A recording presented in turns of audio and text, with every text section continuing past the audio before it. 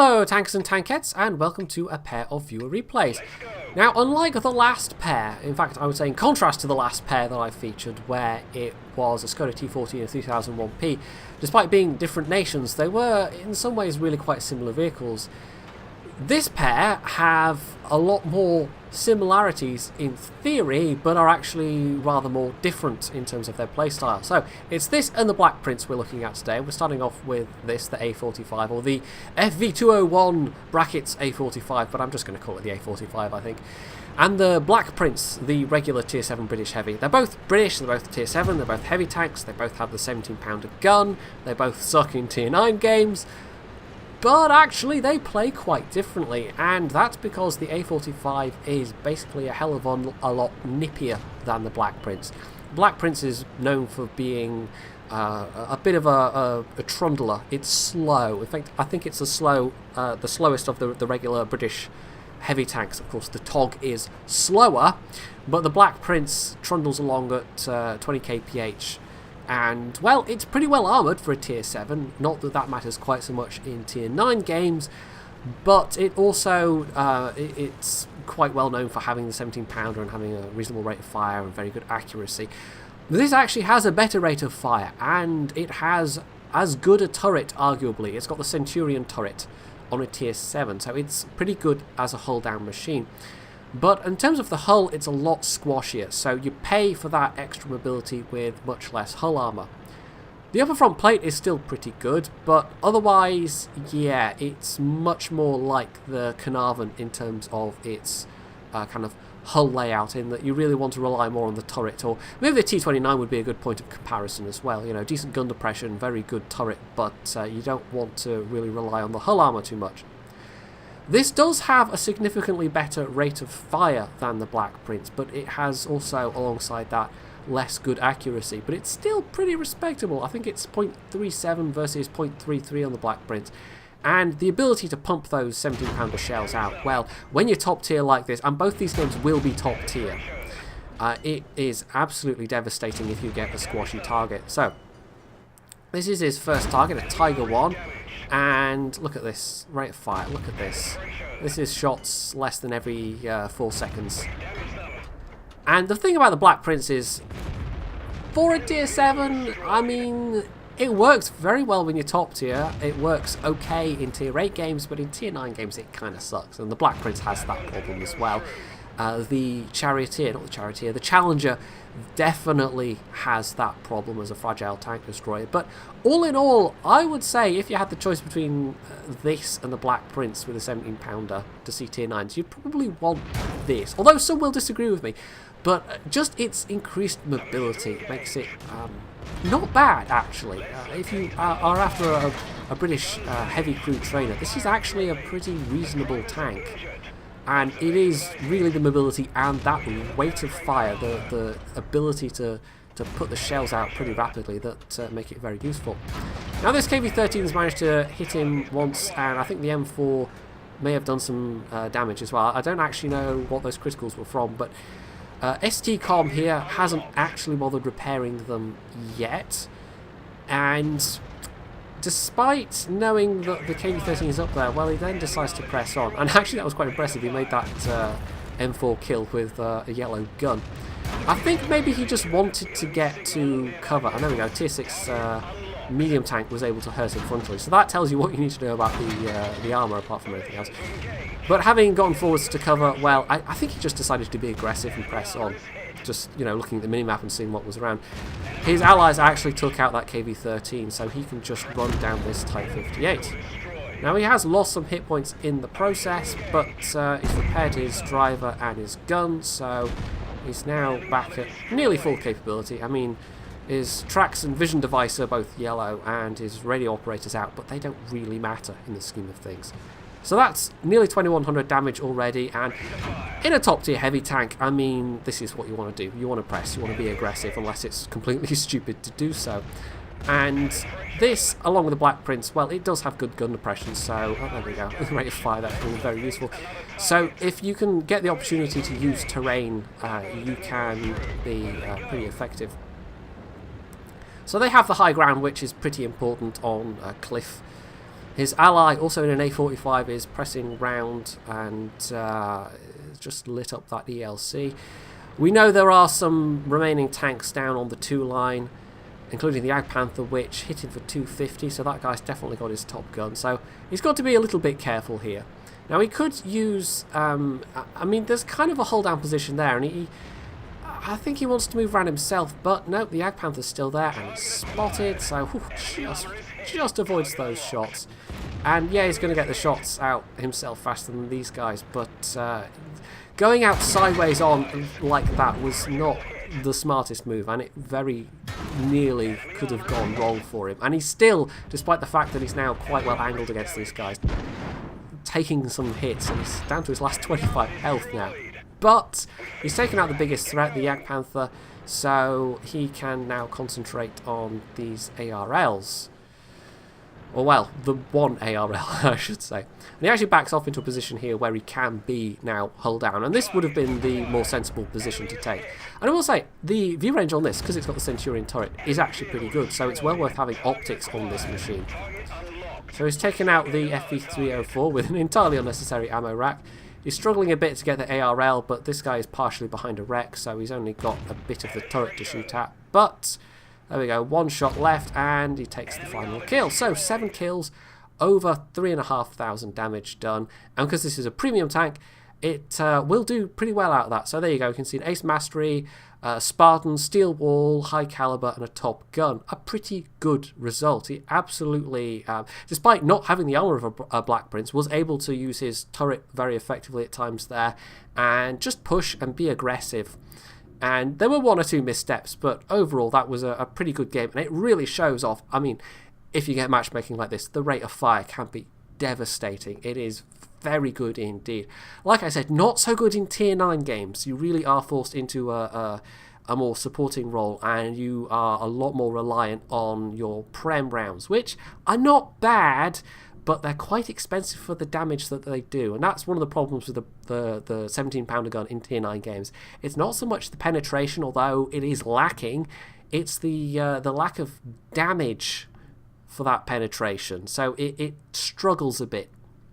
So next up we have a Black Prince game, as promised. This is Gnomefather, and he starts off this match with fairly horrible ping, and I don't know why. I thought at first he might be on the SEA server, so I looked him up, and actually he's on EU as far as I can tell, so he must have been having net problems this day. Although it does clear up later, it drops down to about 50 or 60 milliseconds, so yeah. But with high ping, I mean, slower vehicles are, I guess, preferable to play than the faster ones, because those lessened reaction times that you get with high ping are not going to be quite so disastrous, because in a scout tank or whatever, you might plough into a wall or dive off a cliff or something accidentally, whereas that's a bit less likely to happen when you're playing a Black Prince. As I mentioned, it tops out at 20 kilometers an hour. It is pretty slow. But this matchmaking, this map, this is as good as it gets. Top tier, very top tier. There's only a couple of tier 7s per team. And on Himmelsdorf, well, this is the stuff that Black Prince drivers dream of right here. So there's a pair of enemy T-150s that are being aggressive and trying to push down this street, but these guys are... the armour on those is really no match for this gun. And against Lotus, this gun is, you know, the lack of damage doesn't matter that much because the rate of fire is pretty good. And as I said, this doesn't have the rate of fire of the A45, but it does have very good accuracy. 0.33 is pretty damn good on a heavy tank. But yeah, it's one of those things, like the quandary of the mid to high tier Brits, like tier 6, tier 7. It would be considerably lessened, if not entirely solved, by +1, -1 matchmaking. You wouldn't have the problem of this gun, and the Black Prince especially is a very tough nut for tier 5s to crack. I mean, this M4 is having absolutely no luck whatsoever against this guy frontally, and Himmelsdorf is all about the frontal fighting, at least if you can control the situation. That wouldn't be an issue with +1, -1, and similarly, it wouldn't itself suffer against tier 9s with +1, -1. I think this gun can cope perfectly fine with up to tier 8, but after tier 8, it's seriously problematic, it really is. So as I've said, also, and now I'm kind of repeating myself a bit here, aren't I? I probably shouldn't do that. That's a bad habit sometimes. But yeah, actually, have I said this already? I don't know. I really do prefer the A45 to the Black Prince. I think after my initial grind through it a long time ago, I may have rebought it for a period, or was that the Churchill 7? I can't remember. It might have been the Churchill 7 actually. But either way, I mean, I would have liked it a lot more if it had not suffered so badly in top tier games. I can live with the slowness, and the armour can still be somewhat effective against high tiers, but it's not something to be relied on. And because of the nature of these 17-pounder guns, you have to sit there to get the shots out. You have to expose yourself, and it's kind of like, if you can't expose yourself to the damage, then you can't get the XP and the credits, and life just became a lot nicer once I got to the Carnarvon, basically, whereas the Black Prince I found to be a bit of a struggle. A lot of people don't like the Churchill 1, but honestly I think that's the strongest of all of them, because it has a very good gun for its tier. Yeah, the armour's not great, but at tier 5 I feel like it's just a much better kind of experience. And then you get to the tier 6, which is barely an upgrade in terms of its gun, and that gun is horrible against tier 8s. In fact, it's basically, what, the same gun that the Cromwell gets, pretty much. It's not much better than that. And then you get to the Black Prince, which is the slowest of the three, the best armoured of the three, but again, the gun struggles when you get bottom tier matchmaking. So, yeah, they're a funny lot, the British heavies. If you can get through those Churchills, which a lot of people don't like, it gets to be a considerably different experience. But for a lot of people, it's getting through those Churchills that's the problem. So they've taken down one T29, and Nemaides lost some health in the process. This has turned against them a little bit. It's 8-10, but it's not insurmountable. However, his ally in the Comet is getting a bit hammered here, and he's not really been able to take advantage. I mean, that's the first shot he's landed on this other T29, because both T29s were platooned, and takes a shot back in the tracks in return, but his ally in the Comet took a lot of damage without Nemaides really being able to capitalise on it, and he's now a one-shot. So the T29, and there we go, he's killed his Comet ally, unfortunately. The T29 is in a good position here, but Nemaides can still hit his commander's hatch. It would be a bit tempting to go for the hull here, and actually the rear of the hull maybe he could pen, because this was a 9.9 game in 9. Actually no, I'm thinking of the T34 here, aren't I? Yes, when the T34 went HD, which it basically has the same hull model as the T29, or it did previously. The rear part of the armour is 50mm and very, very weak, and I think that's still true on the T29 actually. So he maybe could have shot the rear side armour of the T29, but with this gun you're not going to overmatch, so it possibly would have bounced anyway. So they're down to the last 3 allied tanks, and the Dickermax has, instead of being, I mean, this could have been a bad situation. He correctly pulled back, and unfortunately that cost the KV-1 his life. But he could have been in a situation where the Dickermax could have pulled up behind him and shot him, and that would have been fairly bad. So instead he reacted to the Dickermax and took him out, and has been able to take out the T29 as well. And on the other side, the T67 and the IS have been able to mop up that flank. I think the T25-2 was the last tank over there. So that just leaves the Panzer IV and the 2 arties. Now, he prioritises the Panzer IV. I mean, he takes a shot there at the FV, and I think he should have just sat and aimed at the FV and taken out the FV. And instead, he has come forward and has been firing on the move. And although this is pretty good at firing on the move, that's a fairly narrow target. But anyway, his ally gets a shot in, I think the T67 maybe, and that means Nemaides is able to get the kill. So he's now on 7 kills himself, but there's still 1 tank left remaining, and he's actually done almost as much damage as STCOM was able to do in the previous replay as well. Now he's telling them to get on the cap because there's a minor risk here that he might get killed by the Bishop. I mean, the Bishop has got the same gun as the FV201, but I think it's unlikely. It would have to be a penetrating hit, and at these close ranges that's just not going to happen. Now the Bishop actually has more health than the FV201, so killing him in 2 shots is unlikely. Although he could have used HE against the superstructure, that would have done it. But there we go, the final kill gets him a Radley-Walters medal, so that was in some ways an even nicer result than the previous one. Although STCOM almost, you know, with one more kill could have had a Radley-Walters himself and would have had a very tasty result because of it.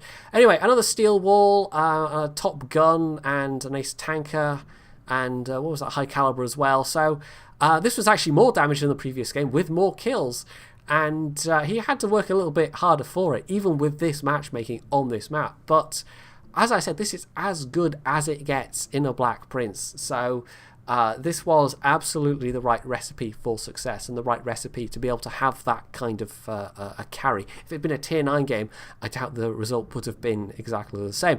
But as it was a pretty nice result, and as we can see, XP and credit-wise, for just a regular tier 7 heavy tank, that was pretty good. So yeah, the A45, it depends exactly how much they charge for it, but it may well be worth getting. It is definitely more of a serious tank than the TOG was, and if you get an opportunity to use that lovely, lovely rate of fire, it is very nice indeed. I have actually done my own replay of the A45 back when it first was sold in the game. I was actually gifted it by, I can't even remember who, but if you want to see some more A45 action, you can go check that out as well. So, if you've enjoyed these pair of replays, you can leave any comments below, you can hit the like button, you can subscribe to my channel, and, as always, stay tuned for more.